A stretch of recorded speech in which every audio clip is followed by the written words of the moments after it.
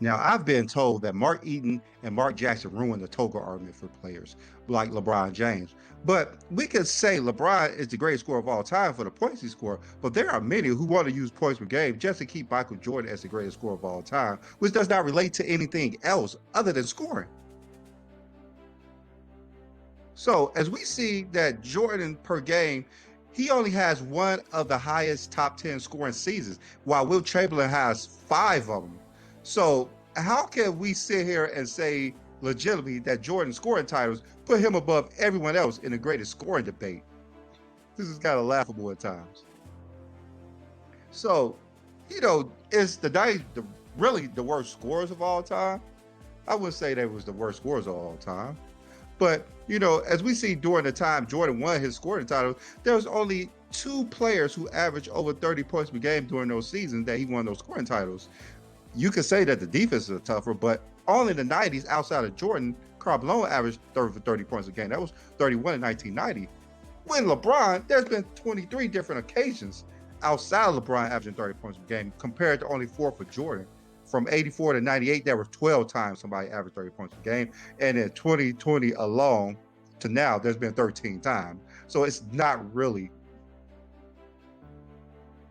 Now, since Jordan has more points than Wilt Chamberlain, Jordan has always been considered a greater scorer than Wilt, even though Wilt reached 30,000 points in fewer games than Jordan.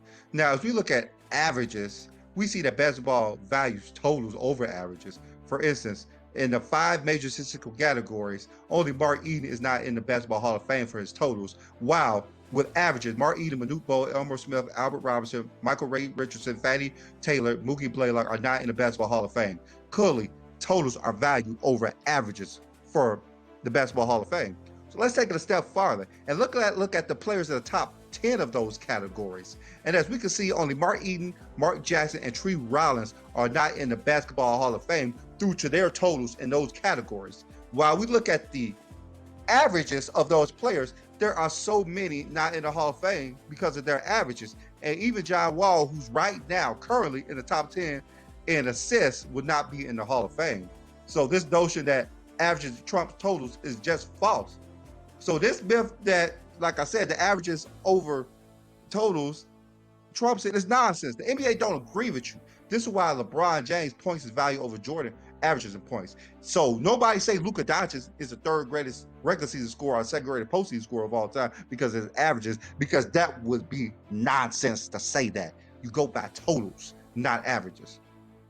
You can love LeBron or you can hate LeBron, but we can actually call him the greatest scorer of all time for his totals and points. As we see in this graphics, this is why.